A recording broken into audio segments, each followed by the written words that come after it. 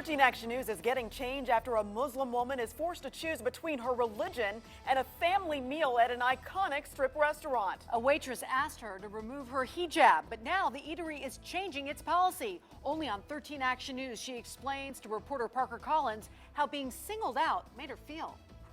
I wear hijab all day, and I see hundreds of thousands of customers, and I've never been treated like that, ever. Louvenia Daan is a Muslim woman. She wears a head covering because that is what her faith calls her to do. A few days ago, Louvenia heard something she'd never heard before. She said, "Oh, I'm sorry that I called it the wrong thing, but you can't wear that in here." She says she was at the Fireside Lounge inside the Peppermill when a waitress asked her to take off her hijab. She tried to explain to the staff why she couldn't. It's like telling a woman to stand in front of a bunch of people and be completely naked. Like, it's a horrible, horrible thing. They wouldn't budge, so she left. The manager here says this is a policy in place for security reasons.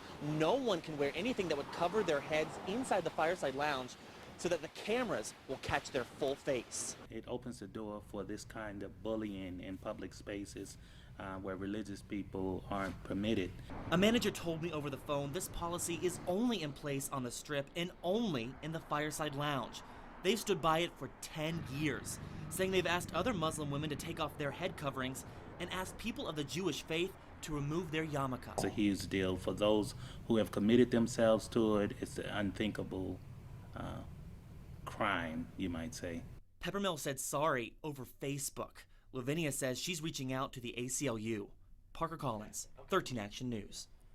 Well, thanks to our story, this incident should not happen to another customer. Late this afternoon, Peppermill Resort sent us a statement saying it reviewed the restaurant's headwear policy and decided that it's no longer necessary. It also apologized again, saying the policy had a long-standing religious exemption.